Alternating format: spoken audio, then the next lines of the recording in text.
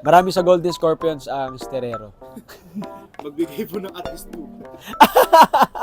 Ano ba? Shush. Ano yan? Parang, ano ba yun? Alam mo, dinodog show mo ko, kinikeme mo ko, pasishish ka pa dyan. Shush. You find that every time during Christmas. You hear that. Sleigh bells ring, are you listening? O, di ba? Alam mo, ang kate niya, pag tinanggal yung aesthetic mo sa mukha. Oo. Aesthetic pa, sorry. Yung kapag ano, kunwari mo.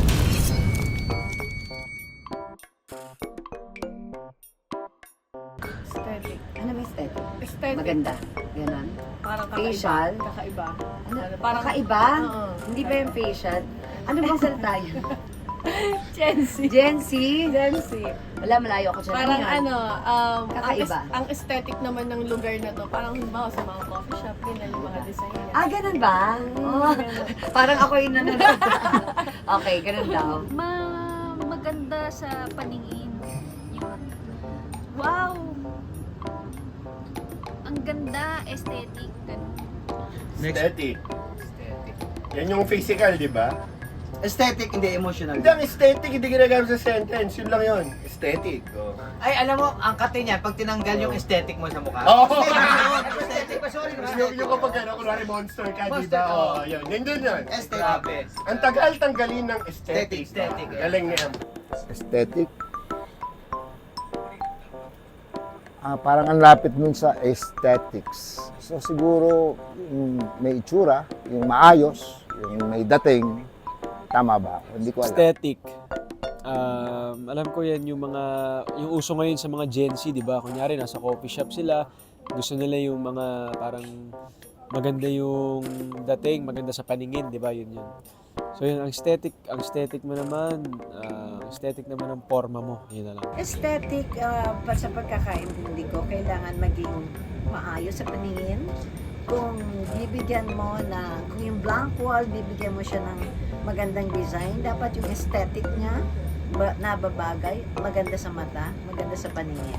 Aesthetic, mas maganda ang tingin mo dun sa wall. Imbis na plain wall, aesthetically, it's good to look at. Aesthetic. Ito yung term ng mga Gen Z ngayon kung paano ka manamit, isa na din yung paano manamit. So, ano yung maganda sa paningin at in ngayon? Hindi ako naka-aesthetic. Dog show parang ano? Okay. Parang okray?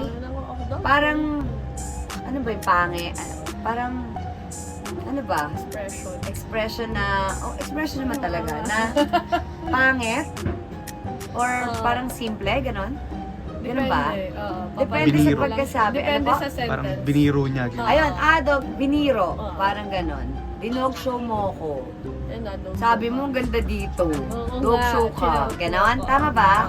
Wala lang yun. Ano, laro-laro lang, niloko mo lang, binaboy mo yung ganun. Dinog show. Parang ako yung definition ng dog show. Yung meaning para sa akin ng dog show, yung parang ginawa mong katatawanan yung sarili mo. Dinog show mo yung sarili mo. Ganun. Marami rito may dalang dog. Sino showcase nila? Pero hindi ko alam kung sino yung dog show. Ito yung mga seryosong bagay tapos bigla mong bibigyan mo, lalagyan mo ng katatawanan. Kasi ako to eh. Dog show. Dog show, sa ngayon, ibig sabihin yan parang pinagtitripan, binibiro, di ba? Parang masyado mo naman dinodog show si ganito, si Uno, si Van, si Xavier. Dinodog show mo naman sila, ganyan. Dog show as in dog show? Dog show po. As in dog show. One word. Dog show. Ang alam kong dog show, yung dog show, literal. Oo, I love dogs. I have 5 dogs. Sa pagkakaintindi ko yun, dog show, no? Gusto kong makapanood ng dog show. Wala lang akong opportunity to watch one. Pero I would love to watch a dog show in the near future. Ito po ay Bugs. Bugs. Parang ang ganda. Kabog. Bugs. Ganun ba yun? Bugs. Ang dami naisip ng Gen Z, Yung kabog, bugs na yan. Bugs. next po ay So si parang pag pumunta tayo sa isang lugar, Mare, bugs. Ganon? Bugs. Ganon. Ah, May spark sa oh, mata. taray, boobs. Ay, Ganun. okay. Boobs. Parang pasabog yung boobs. Ganun. Bio. Akala ko parang dinig ko, hooks. Ang daming hooks dito. Ilang sequence yan, inuhug bigla para matapos eh. Pero Bugs, hindi ko alam si Bugs. Wala akong marinig na Bugs. Hindi ko alam yan. Hindi ko alam yan. Show mo naman sila, ganyan. Next po is Bugs. Bugs. Ano, nabugi? Parang ganun? O, ano ba yung bugs? Hindi ko alam yung bugs. Bugs. Ano ba yung bugs? Ay, di ko alam yun. Bush? Di ko alam yun. Ano, ang galing, ganun. Go Girl. Go girl! Slay. Slay girl! Okay, oo nga. Slay, galing. Okay. Next. Parang ako lang yung natututo dito, no? Ang galing. Slay. Slay yung parang ano, pagka kapag perfect yung ginawa mo. Ay, wow, slay. Ganun. Yun. Alam ko yan. You find that every time during Christmas. You hear that. Sleigh bells ring, are you listening? Di ba? Kadalasan maririnig tong slay sa mga Gen Z na babae kapag alam mo yung parang yung taas ng confidence nila na parang slay. Shoutout kay Caitlyn. Kay Caitlyn ko lang madalas naririnig to. Caitlyn ng Sparkada. Slay. Slay, ibig sabihin parang, yun din, parang wow. Wow din ba? O parang malakas yung dating, maganda yung, parang kabog. Parang kabog, ayan, wow. You slay the day. Yeah, you slay the day. Alam ko yun, parang parang you beat it, parang you slayed it, yung parang wow, kayang-kaya, nabigay mo, you hit it, parang gano'n. Charot. Oo. Keme. Kinikeme mo ka, ate kata. Mas keme ka kaya? Sabi mo. Ganon. Kimi, parang charot, pero ano, Kimi lang, ganun. Kimi. Lamig dyan, ano? Kimi. Kimi? Na ako. Papasok na ako. Parang keme, di ba? Hindi, di ba? Keme. Hindi, ganito siya. Pag madumi yung sapatos, ikimi mo. Pag mo kumintab, Ikimi mo. ikimi mo. Keme. Keme o Kimi. Marami sa amin ganun. Next one is Shish. Keme. Keme. Parang ito kasi yung word ngayon ng Gen Z. Pag sa mga gay word naman, parang ito yung char. Parang keme siguro. Parang ito yun sa tingin ko. Keme. Eme yun di ba? Iba pa eme? Iba. Kimi. Kimi, joke. Joke, yan. Kimi lang, te. Huwag ka masyado magalit. Kinikimi ka lang, eh. Yan. Keme? Kimi. Oh. Kep. Opo, ganun po. Keme, as in, keme ko o keme, or question mark keme o hindi totoo? Charot? Ganyan? Okay, yan. Keme. Charot. Charing. Sish. Shesh. Sish. Shesh. Sesh. Parang shesh. Parang ano, presko, ano ba yun? Shesh. Sis. Di ba sis yan? Sis? Sis, ano ba? Hindi ba ganun? Shesh. Gano'n ba? Shesh. Ano yan? Parang, ano ba yun? Alam mo, dinodog show mo ako. Kinikeme mo ako. Pasisish ka pa dyan. Shesh. Sheesh! Ganun. Ewan ko kung saan nanggaling yung mga bata ngayon eh. Ewan ko. Sheesh! Shish! Shish? Shish. Shish, parang, ay! Ganon. Sus! Parang ganon yun. Ganun. Yung mga Gen Z, ganun eh. Kami mga Gen Z ganon. Ba't sinasabi ako ng anak ko? Shish! Tapos may ganon pa yun. Shish! Pag kumakanta ko nun, gusto nga ngayon. Ito may Gen Z, oh. Tanungin natin Gen Z. What is shish? Ito ba yun din? Tinanong niyo na. Madalas yon. Kulang na lang sabihin ni Direk Robert. Shish kasi, parang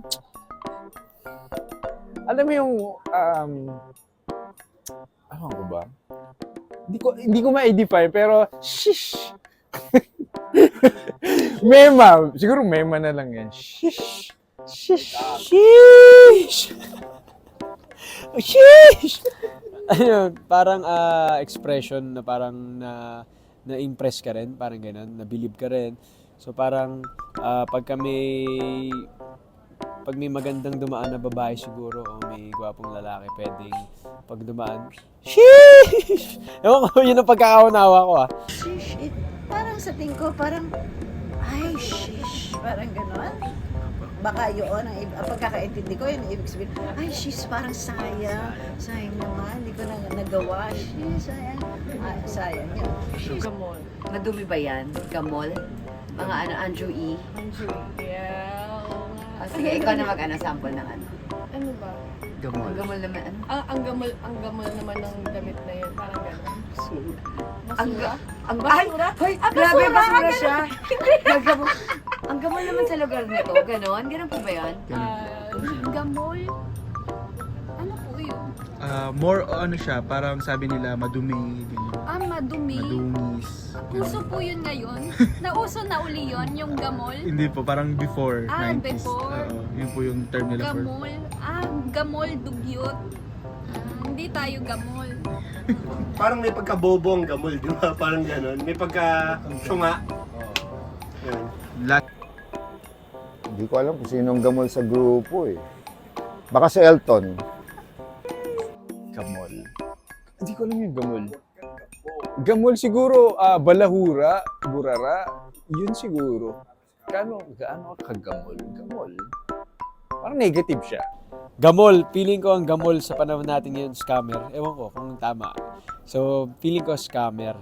Ayan, so, huwag kang gamol. Parang ganun, parang Ay, wag kang gamol. Ayaw ni Andrew E. ng ganyan. Wag kang gamol. Diba parang wag kang, hindi maganda pakinggan. Wag mong gagawin yan. Wag kang, siguro parang wag kang magtitik advantage. Wag kang mananapak ng tao. Wag mong gagawin yan sa kapwa-tao mo. Wag kang gamol. O, parang, not a good word for me. Tirero nito. Sabi niya ang ganda dito. Or sabi niya, ganon, steer. Tirero ka. Sabi mo, call time, alas 7. Anong oras na ngayon? Alas 7 ng umaga, alas 7 ng gabi na hindi pa ako nakukunan. Ganon, tama. Tirero. Sterero. Kaya may word ng steer. Sterero. Steer. Mapanggawa ng usap. Sterero. Ay, ayoko ng ganun. Sterero. Coming from the word steer. Nang-steer ka. Ayan, coming from the word steer. Steer. Yeah. Steer. Coming from the word. Nang-steer ka. Kumbaga, nang bobola ka. Ay, lahat kami dito, sterero. Kahit nga ako eh. Naniniwala ako sa lahat ng sinabi ko. O di na-steer ko kayo. Esterero. Ito ba iskinita? Estero pala yun. Hindi ko alam esterero. Ano esterero? Pero parang gumagawa po ng kwento. Okay. Ano pala? Steer. Oh. Esterero. Nangi-steer ka. So para nagpa-fabricate ng mga bagay-bagay. Tama ba? Parang kumbaga scanning din yata yun, esterero. Tama ba? Esterero, parang ayun nga, gumagawa ka ng kwento or basta nagdadagdag ka ng kwento. Ganyan. Marami sa Golden Scorpions ang esterero. Magbigay po ng at least 2. Parang steer lang yan.